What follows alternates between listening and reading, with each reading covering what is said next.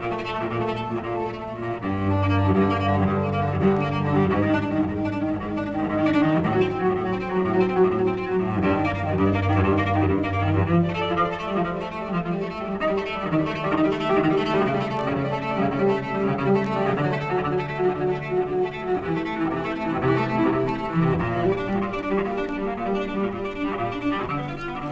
Said, een Arabier met een westerse opvoeding. Met een omvangrijk oeuvre op het gebied van literatuurwetenschap, muziek en politiek is hij een van de meest invloedrijke cultuurcritici van onze tijd. Internationale faam kreeg hij door zijn onafhankelijk optreden als pleitbezorger van de Palestijnse zaak.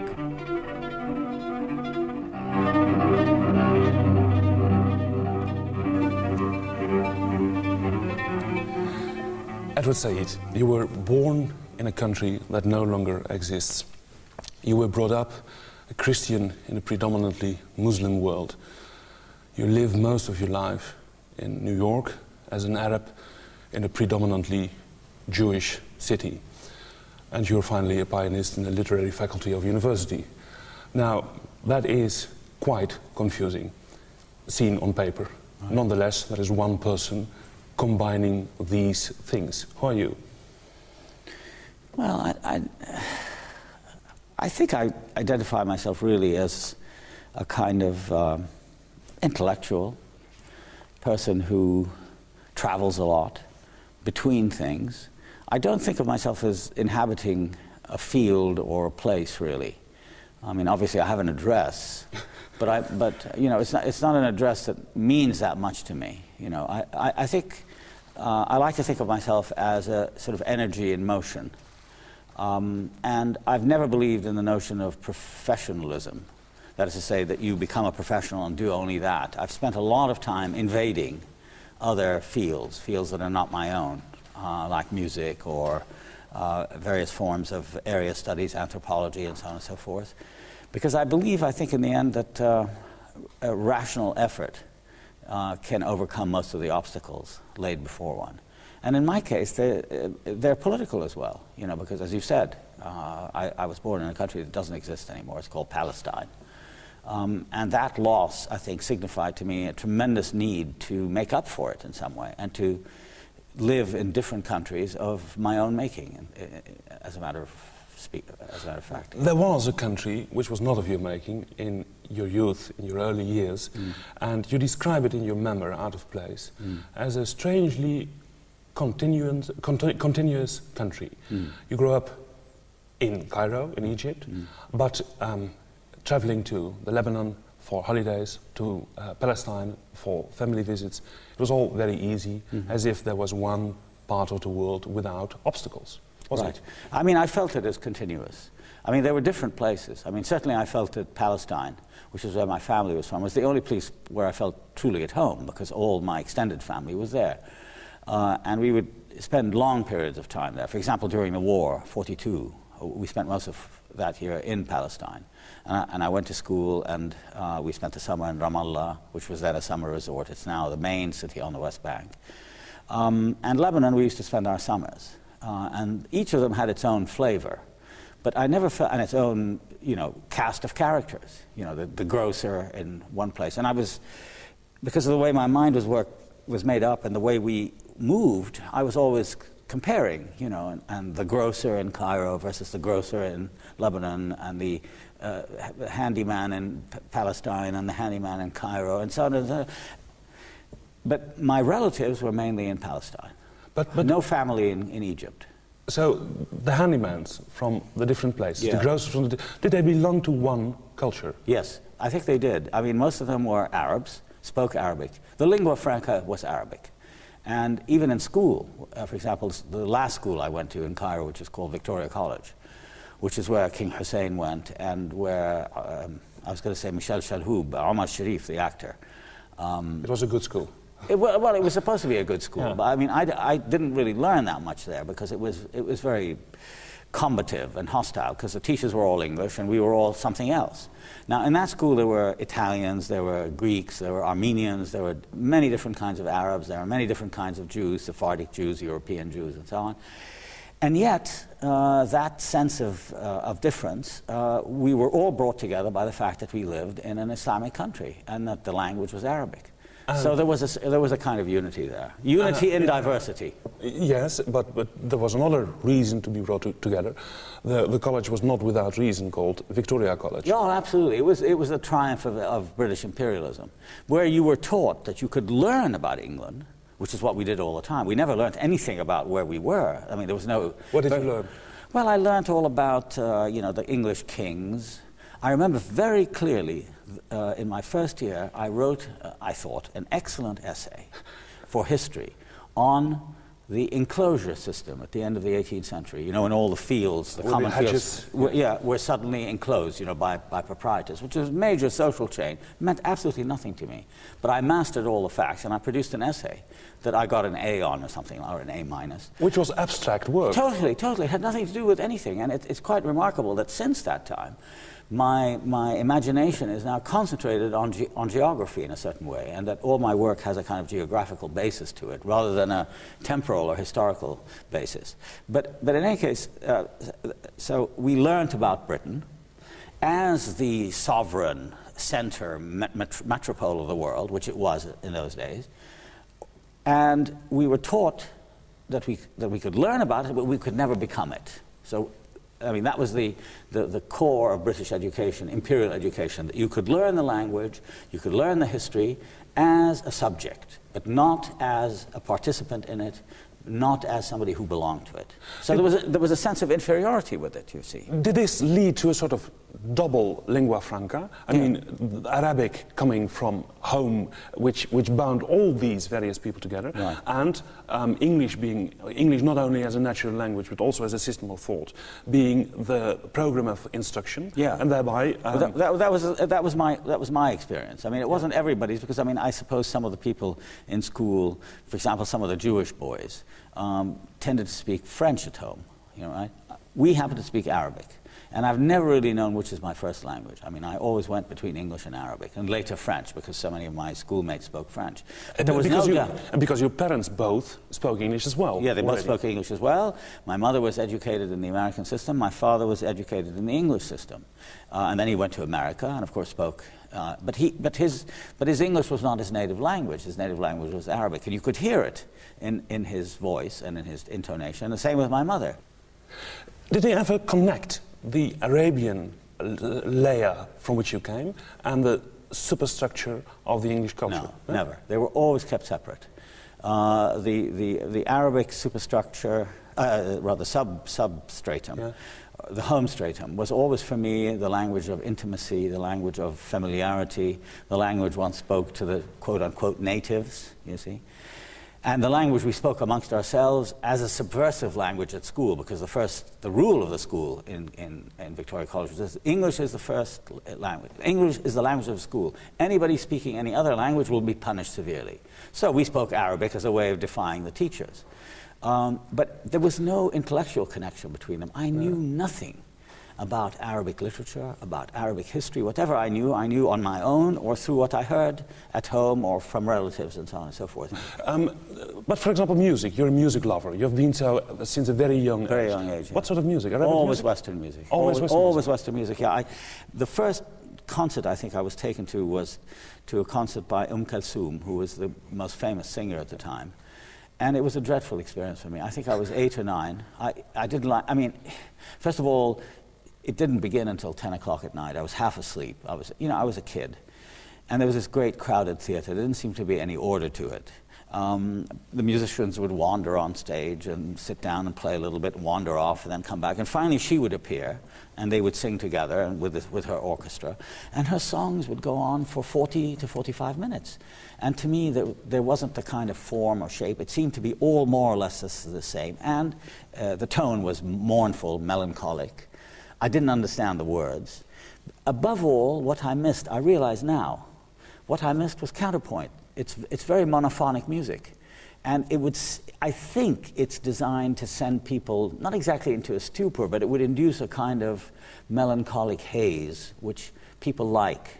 And I found very disturbing. I mean, mentally it made you inactive, I think. I mean, it's entirely subjective. So I very early on rejected it and began to focus exclusively on Western music, for which I hungered more and more. For example, the songs you sang, were they in English? English songs, yes. But no I Arabic song? Never. Except 3 maybe songs that I used to associate with my family, especially my mother. And when there were family gatherings, for example in Lebanon, half of my mother's family was Lebanese, so we had a lot of Lebanese relatives. And I recall also in Palestine, my mother's brother used to play the oud. And they would sing songs that were unfamiliar to me, but I could catch the theme. I would remember a few of the words. But compared to the richness of the Western music that I was getting through records, we didn't have any records at home, Arabic records. We had lots of Western records, very haphazard collection. Lots of Beethoven, lots of Mozart, a little bit of Bach, very little Wagner, a little bit of Richard Strauss. I learned all that at home. Rossini, I loved Rossini at a very early age. That was more coherent, and it was something that I was studying as a pianist. Not a very good pianist, but I was studying it. Whereas the Arabic stuff was always smaller, and it wasn't consistent. It wasn't part of my daily life, the routine of my life. And in church? You were brought up in the Church of England? Yes, I was brought up in the church, both. I sang hymns in Arabic and in English, but I never could get, because, of course, the schools I went to, the first schools, were also, we had religion. Yeah. And as a small boy, every day we had to sing hymns in the morning before the school began, and they were all English hymns. Now, occasionally, when we were in Jerusalem, I would go to Arabic services, and they were the same hymns, except with Arabic words. So, since I was more familiar with the English, the Arabic words would just go by me. I could sing them, and I could sort of read them, but they didn't make the impression that onward Christian soldiers, that made a great impression on me, and, oh God, our help in, There are Arabic words for that too, but completely different. Without the same triumphalism and the same marching quality. So the church was really also an English experience. And does this introduce a sort of, say, cultural schizophrenia?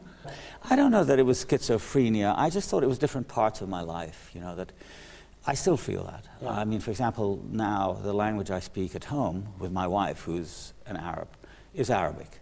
And now that my oldest son has learned Arabic, although he grew up in New York and was born in America, he speaks Arabic too. We speak Arabic.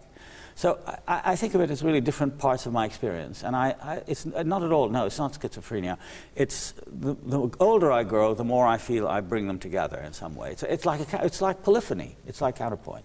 That's the way I feel. But what a change in life, speaking for tens of years, English with your son, and then changing to Arabic. Yes, it's astonishing. It's astonishing. In a way, we're all converting them. My daughter, who doesn't speak any Arabic at all, understands. So if I say something to her in Arabic, she says yes or no, etc. But she refuses to answer in Arabic because she doesn't know it well enough. But she too finds it also part of her apparatus. Yeah. What does it mean? This going back to the language. Well, I think I don't really know. It's a very interesting point. It's not really going back. It's giving it more prominence. Yeah. It's giving it more prominence. It was there all along, and during the course of the last, I'd say, 25 years, I felt myself to be growing back into a part of my life that, especially during my later education, I had completely not rejected, just put aside. It's like putting something on a shelf, like a book that you read once or knew about, put it on a shelf, don't look at it for 20 or 25 or 30 years, and then you bring it down, you start reading it again, it comes back to you, and then it becomes a part of your daily experience. And I think that's what happened. You described the Arabic world of your youth, as I said, as a continuum. When did it break the continuum? Well, I think 48 for me, because I never went back to Palestine. And by the spring of we left, my immediate family, my parents and my sisters and I, left Palestine in December of 1947 for the last time. We went to Cairo. And one of the reasons we couldn't stay in Jerusalem was because the British had divided the city into zones, Zone A, Zone B, etc. And we lived in Zone A, let's say, and my school was in Zone D. When I turned 12, which was in November of 47, I needed a pass. I couldn't, before that I could go directly, because I was too young. But then I needed a pass, and then the question of renewing the pass, it just became logistically very hard. And of course, I don't know, because both of my parents are dead. But at the time, my impression is that it seemed to them that the situation was getting too tense for us to stay as we used to. And I was getting too old, and my sisters, the education had to be continuous. So then we went back to Cairo. 2 or 3 months later, the rest of my family, my aunts, my cousins, my grandmother, uncles, aunts, etc., all left Palestine. And that is upon the foundation of the State of Israel. State of Israel. Yeah. And not so much the foundation, but the campaign to rid Palestine of as many Arabs as possible. So my family was part of about 850,000, 800,000 Palestinians who are now, about 4.5 million refugees today. Were you aware on the moment it happened what really was happening, or is this some sort of hindsight? Well, it's not so much hindsight, it's a kind of posterior or retrospective identification of things that puzzled me.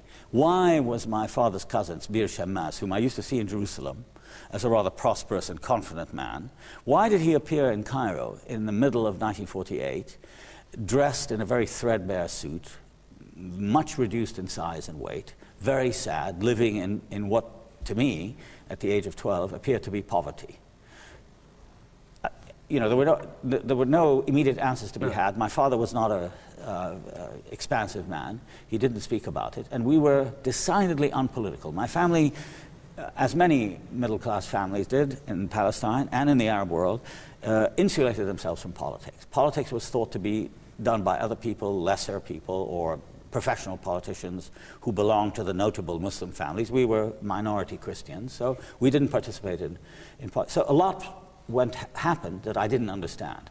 So retrospectively, I was able to interpret it as having to do with the fall of Palestine. Was there a feeling of protest in your family?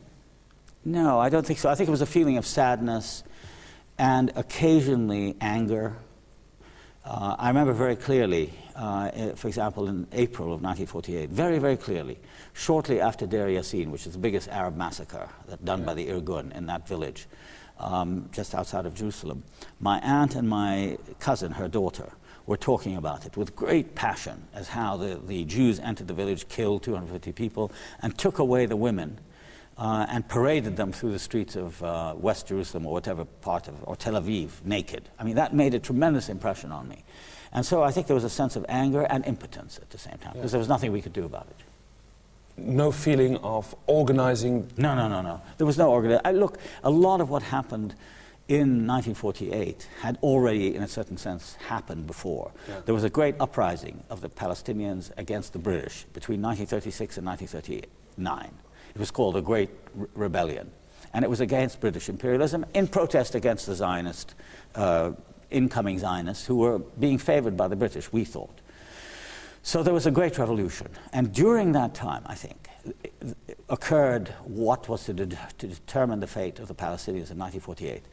All the organizations were destroyed by the British. The leaders, some of whom I now know, their children and so on, were exiled to the Seychelles Islands, to Rhodesia and so on, and the national movement was broken.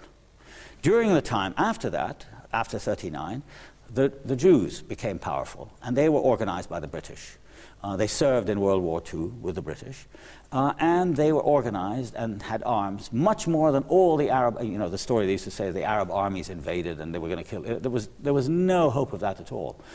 A, because the Arab armies were much smaller, badly organized, poorly armed versus the Jews. Second, because the Jews and the Jordanians had already arranged to divide the West Bank, to divide Palestine. So all of this was unknown to us, but we've discovered it since. Yeah. So there was whilst all these things were developing between, say, 48 and 56, to give two key dates, yes, you were following your good British education, right, and then American, then American, imbibed with the values of the Anglo-American culture. You say, no, wait, not imbibed with the values, imbibed with the knowledge. It's quite interesting. But knowledge without values? Well, without those values. In other words, I reserved for myself the right to read what they told me I to read, and yet think differently. So that at the same time that I was reading about, let's say, American history and the foundation of the American republics, I was very aware that there was a great difference between that history and its pretended ideals and what I saw in the world from which I came, which is quite different. Really? At age 15, 16? Yeah, absolutely. Yeah? When I first came to America, I took a course in you were required to take a course in American history. And I remember thinking then how quickly because I was aware of it, having read it from the British point of view, Yeah. how quickly they passed over what happened to the Indians, right? What happened to the blacks? The whole question of slavery in the early 50s, when I was a student, in the textbooks of that time, were completely elided. Don't forget, very interesting, it's just how important a personality in our lives in Egypt, quite by chance, Paul Robeson was. I mean, we had his records. I grew up on Paul Robeson, singing Mother Machree, singing the Song of the Volga Boatman. I mean, I remember it so clearly. And then I read about him, and I remember what happened to him. And then I heard and took courses in American literature and American history, and I noticed, well, what happened to the slaves? There was simply no mention of them. Lost.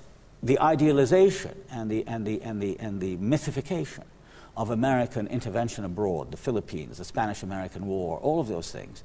I was easily aware, quickly aware, that there was some discrepancy. I didn't quite understand it, but I realized that what we were given in the book and what I lived and what I knew about, whether in the colonies or as a non-white, there was a discrepancy.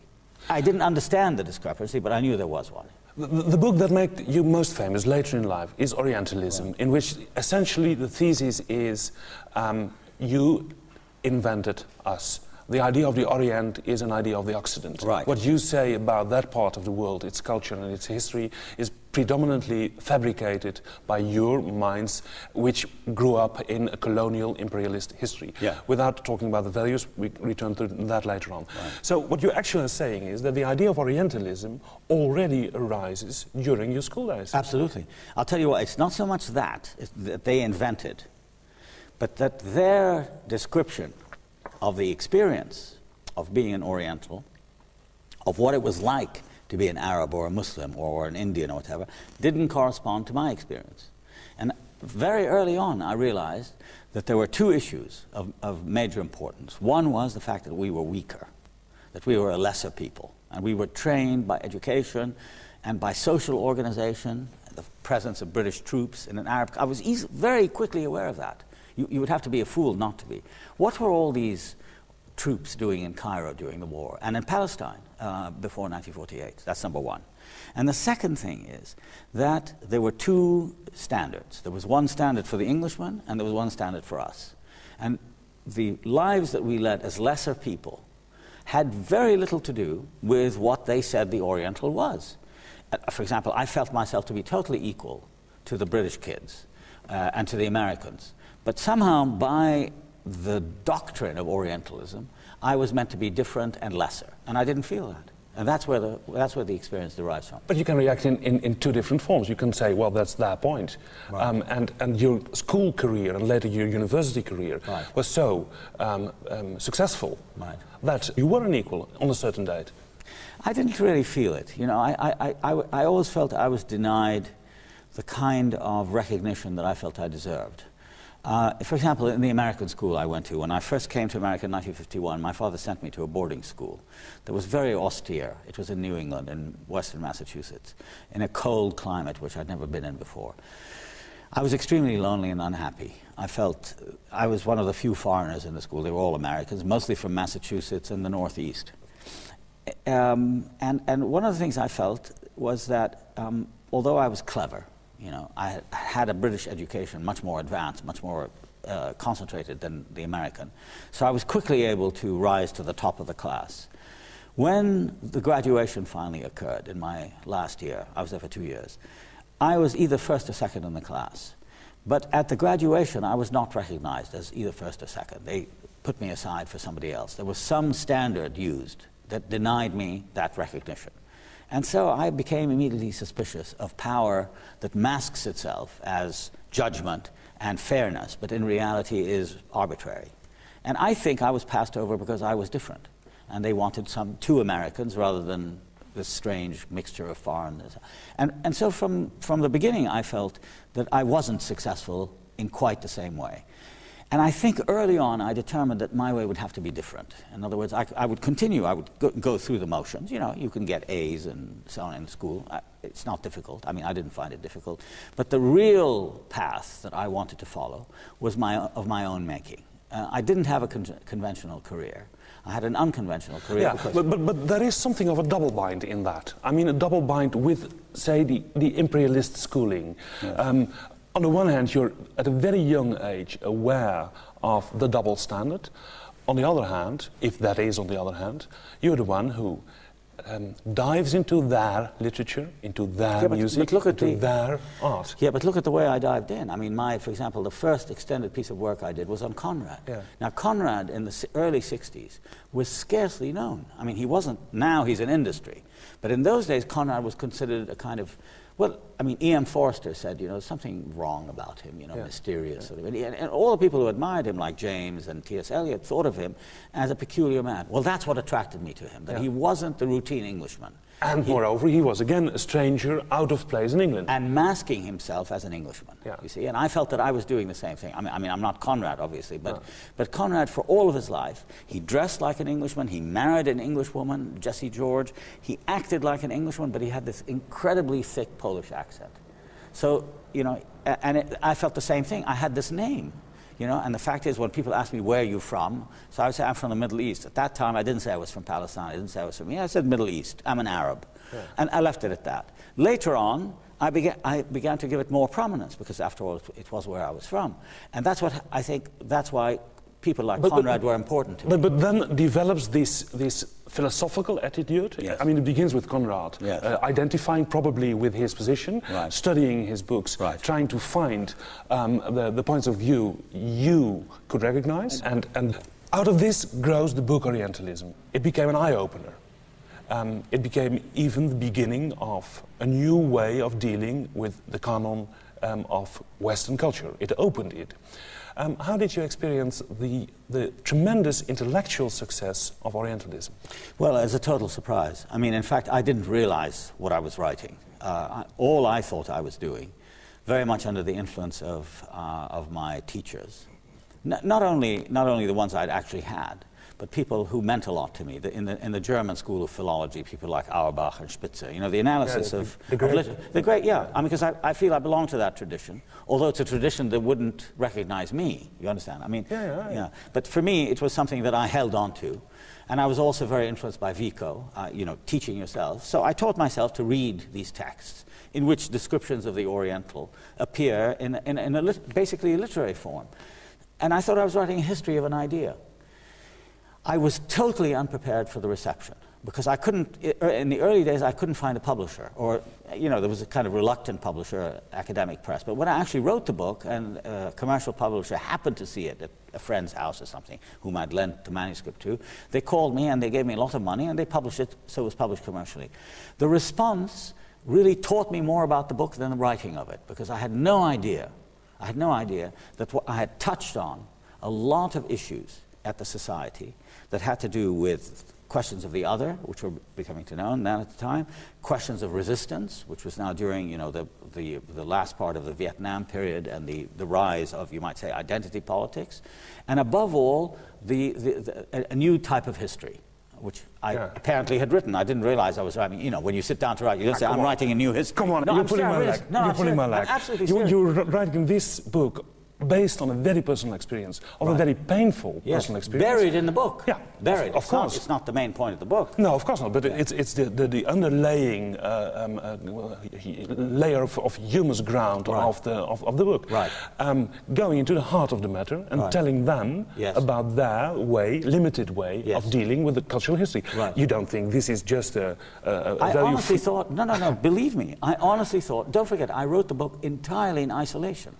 I had nobody to talk to in that respect. I had nobody to share my ideas with. I didn't realize what a formidable establishment I was taking on. Had I realized all of these things, I wouldn't have done it. You know, I probably wouldn't have done it. I'd have spent much more time reading and rereading and rewriting and so on and so forth. As it is, I wrote it, I can say, innocently.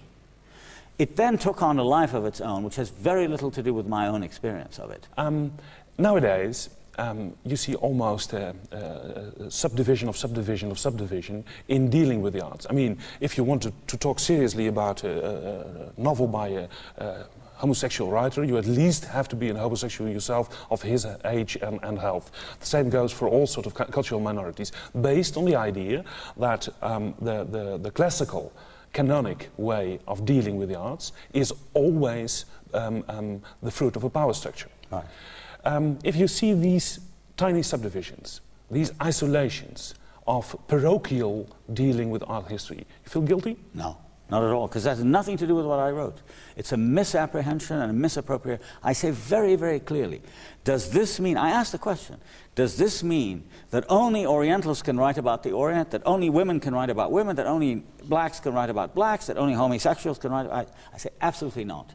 I believe, and this is, you might say, there's a contradiction in the book that several people have picked up, namely, there's a contradiction between the humanism of the book and the anti-humanism of the system it describes. On the other hand, I retain my faith in the humanist tradition, that it's possible to deal with discrepant experiences truthfully without resolving them into simple things like only women should write about women, only Chicanos should write about Chicano, only Latinos should write about Latino. I think that's the most damaging crime and misapprehension of what I'm saying. Yeah. That's why they debate all these things and they trace them back to me and people say, you did that. I say, absolutely not.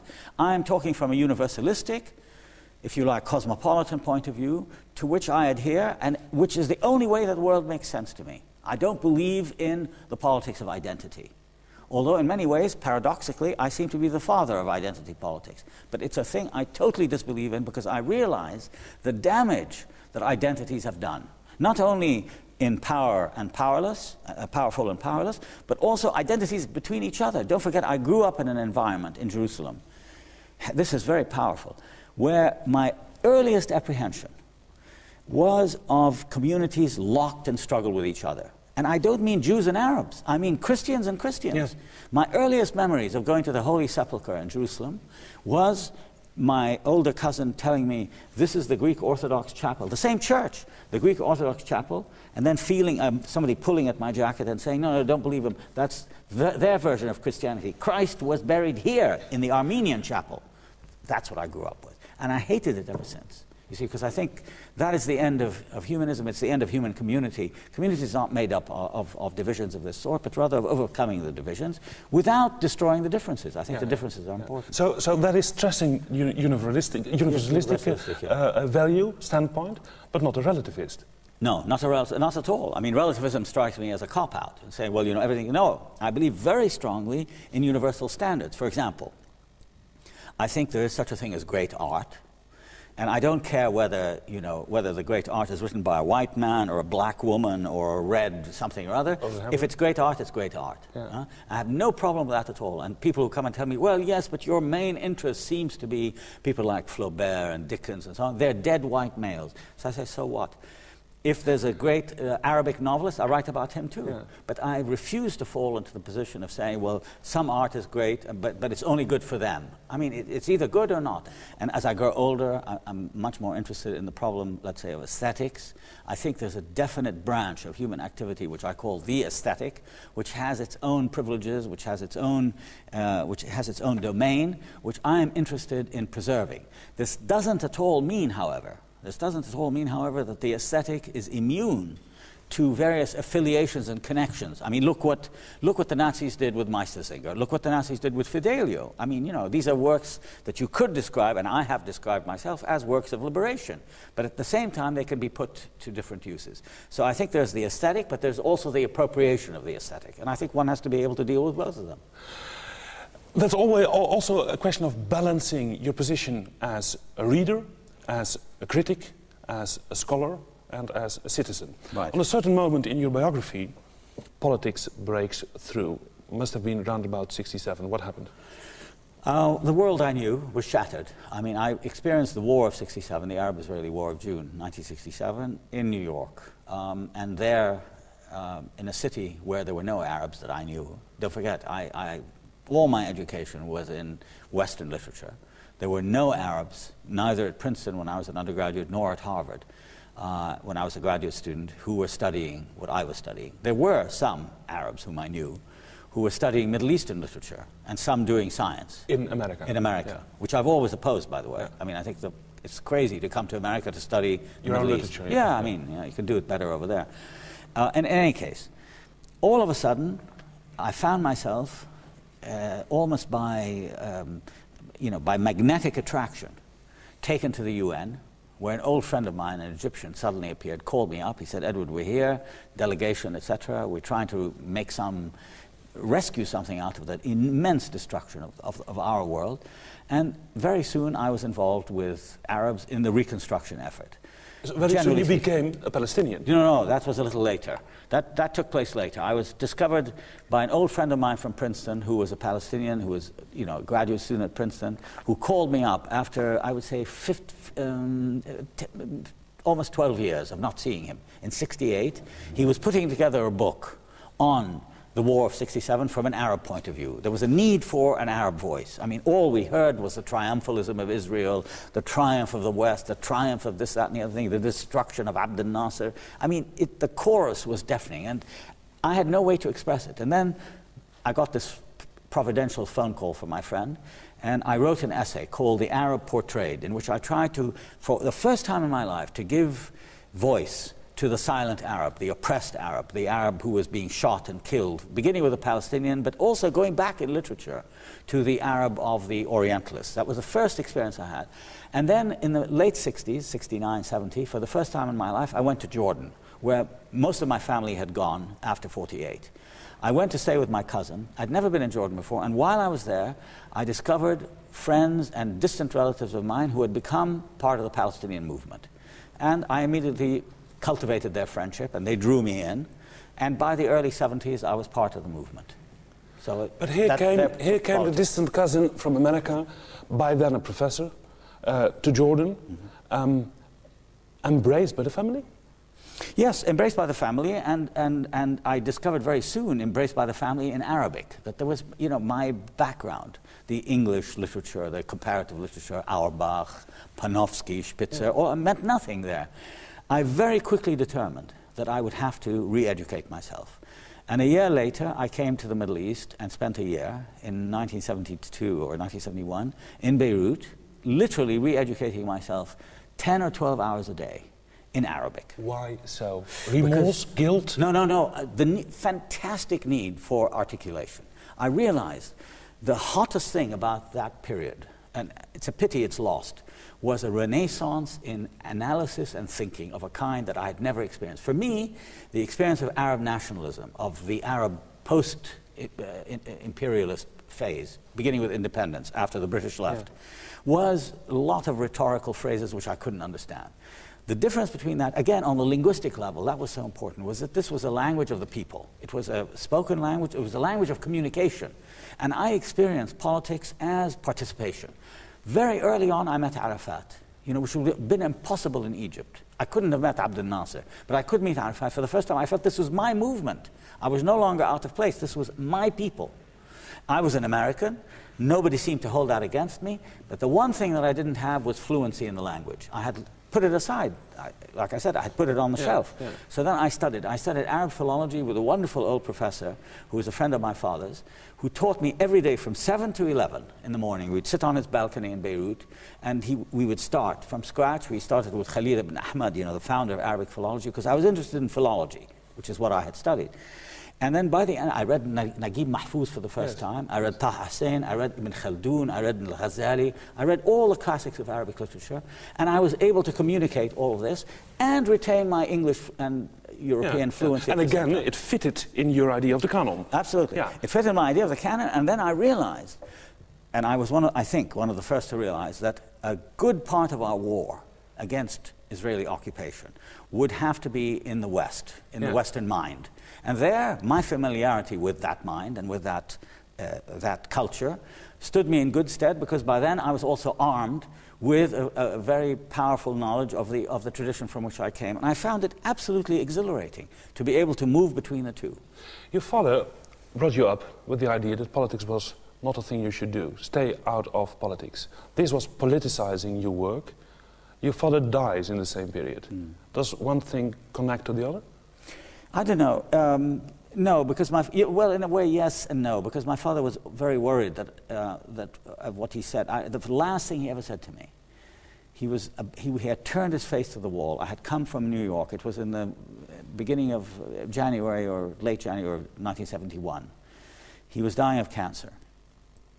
And we were talking about, I was involved in an argument with a professor at Columbia exactly about the Israeli occupation. My father read the correspondence. He knew the man who had been the American ambassador in Cairo, and a friend of my father's. He was an American. And my father was disturbed that this man should turn against his son, against me. All of it concerning an Israeli visitor who was a colonel in the occupation army. And I attacked him in public. First thing I did in America, that was that. And my father, the last thing he said to me, he was going into a coma, and I had to go back to New York. He said, "I'm very worried about what the Zionists will do to you." And that was the last thing he said to me. I went to New York. By the time I got to New York, he had died. I came right back to Beirut, and I remembered that. And my troubles began then, in the early 70s. What did they do to you? Well, in the beginning, they were mystified slightly by me, because at the same time, as you said, I was successful, I was a professor, and so on and so forth. So there would be criticism, I'd be attacked. I would be, by 10 years later, I was having death threats as a routine part of my life. In routine, yes, absolutely. I mean, I would get the most horrible threats to me and my family. Yeah, by the late 70s, 5 or 6 years later, I remember we were on the run. There would be threats to my person, to my family. My office was burned. The abuse I got in the press and so on it didn't stop me, and I was supported by my family. My wife was very strong, and because I thought I was doing the right thing. I thought that was terribly important. But very soon I became a kind of symbol, which I hated. Yeah. I didn't want that role, but it was thrust upon me. And in 1977, I mean, at the time I was, really, I was hard at work in Orientalism. It was just about to appear. Yeah. I opened the door one day and I found 300 journalists outside my door. Sadat had just said that he had named me to be the Palestinian representative at some peace talks with Arafat that they were going to have, and my whole life was transformed. I became a kind of public figure. And the rest of the time, since then, I've really been escaping that role. Was that inviting or repulsive? No, I found it repulsive. I suddenly discovered that I had no control over my public image. Yeah. But the background is you went to Jordan, studied the language and literature, came in touch with the movement, even met Arafat, and then you come back to the United States, a very eloquent man, a very acceptable man for them. I mean, no dark reminiscences, no associate, etc. And you speak out. Yes. And you're clear. Yes. About your position. So, and my position, I still believe. Applying for a role. What? Applying for a role. Well, I didn't think so. I thought I was speaking the truth, and I thought I was saying things that hadn't been heard before. I had no idea, and to this day I do not understand it, why the depth of hatred and evil directed towards me by American Zionists is so great. I don't understand it. These are people who live in America, who have had no experience of the Middle East. I find it easier to talk to Israelis in Israel than I do to American Zionists. It's quite extraordinary. Recently, there was a campaign against me by an American, again, American-Israeli, who attacked my early childhood. For 30 years I've been writing about Palestine. They couldn't refute me. So the one thing they found, they said, well, there are inconsistencies in the first 5 years of his life, so they attacked me. And I then he spent 3 years studying the first 5 years of your life. Well, yes. Completely mad. Completely mad. In any case, he never talked to me, he never asked me any questions. He said it wasn't necessary. He did it all from the records. Be that as it may. I wrote a rebuttal, because the Wall Street Journal, the New York Times, the Washington Post, all the major newspapers carried either articles by him or about this. I submitted a rebuttal, none of them would publish it. Not one American paper would publish it. Acting on a whim, I said, let me send it to Haaretz in Israel. They published it the next day in Hebrew.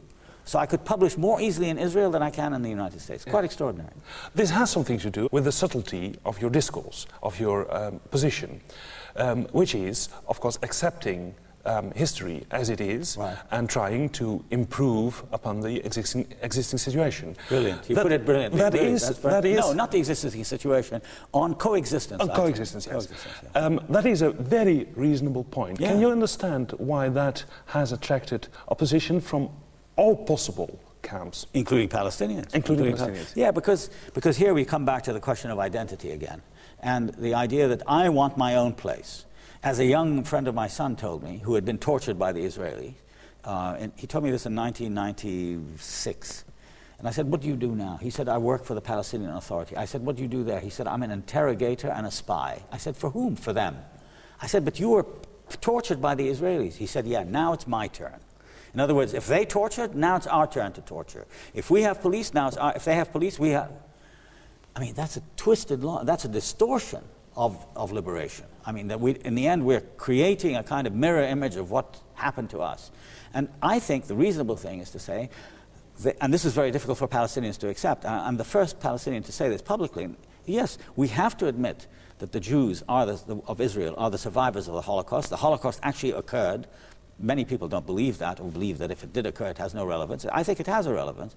But on the other hand, I also feel that that shouldn't be used as a way of punishing us. We had nothing to do with the Holocaust. We can acknowledge their suffering, and they must acknowledge our suffering. And then we can live together in a state of coexistence, in a state of citizenship. I mean, that's why the idea of citizenship is much more important for me than the idea of having my own state, which is impossible in Palestine, a real state, given that Jews and Arabs are so interlinked. How could anybody oppose to so much reasonableness? You'd be surprised. You'd be surprised. They say, we don't want to live with them. Explain it. Well, you're the scholar. Well, I think it's a deep-seated attitude of hatred of the other, fear of the other, ignorance of the other, very important, ignorance of the other. You'd be, I mean, extraordinary experience. Last summer, in 1999, August, under the auspices of the German government, Barenboim, who's an Israeli musician, Yo-Yo Ma, who's Chinese, American, myself, bring to Weimar, cultural capital of Europe, in 1999, a group of Arab musicians from Syria, from Egypt, from Jordan, from Palestine, and a group of Israeli young people between the ages of 18 and 25. They sit in an orchestra together for 3 weeks, trained by Barenboim. In the beginning, they can hardly talk to each other. The Israeli, I remember the first night, I was the discussion leader. The first night, one of the Israeli cellists says, listen, I'm a soldier. I didn't come here to hobnob with the Arabs. When I finish this 3 weeks here, I'm going to go to Lebanon, I'm going to have to kill Arabs. So I don't want to talk to them. This same guy, by the end of the 3 weeks, had fallen in love with a Syrian violinist, right? And he suddenly forgot all about his, you know, his past and so on. And the same with the Arabs. All of these things through experience and together, and it was totally unpolitical. I think this is the way to go. You're going to go back to the Middle East to teach? I'm going to teach, yes, you know, for a short period of time. I can't be away because of my illness. I want to go to Palestine and teach. What are you going to teach them? I want to teach them Western literature, Western thought, and put it in Arabic terms. I'm going to do it in Arabic and constantly compare. You know, the same kinds of things that exist in the Arabic tradition. For example, the notion of the memoir. I'll teach Rousseau, Augustine, John Stuart Mill, and I'll teach the Arabic tradition of memoir and autobiographical writing, which is a great tradition of Al-Ghazali, of Tahsin, etc., etc. In 1942, till the end of the 40s, British people came to Cairo, to Victoria College, to teach you snow on the English hills, the enclosure system, and now you're going to Palestine to teach him John Stuart Mill. Well, what's the difference? The difference is that this is part of liberation, that I think what I'm trying to contribute to is a liberation of the Palestinian from the ghetto in which he's been placed. He will be trained to understand the other as something that he can do or she can do, very important. Men and women can understand the other as an equal, not to read it as an inferior, but to say this is part of experience too. We have our experience, they have their experience. This is a common human experience. That's what I'm interested in doing. The idea of a common human experience with difference, but where difference isn't used to dominate over the other. Universalistic again. Very universalistic, as much as I can. Is there a specific role for music in pleading universalism? Yeah, I think so. In other words, I think for a whole I didn't know this until recently, in the last couple of years, there's a whole generation of young musicians who are very gifted at Western music, who are also extremely trained, well-trained in the Arabic tradition. And there's some, this is an important discovery for me. For example, there's a violinist who lives in New York called Simon Shaheen. He's a Palestinian. But he's a classical, he was trained at Juilliard, right? But he's also trained in the Kemanja tradition. It's the same instrument, tuned differently. A very rare thing. Yeah, yes, very, very rare. Yes. But he combines the two. And I think that also can be put to our advantage, that we can break out of the confinement, to use a phrase from Foucault, and enter a community where we are as the others are. The important thing is to overcome separation. See, I don't believe, philosophically, I think separation is an instrument of power designed to keep the inferior inferior. And so I want to overcome that as much as possible. Through music, through literature, through thought, and through personal experience. Thank you very much, Edward Said, for this splendid conversation. Thank you very much.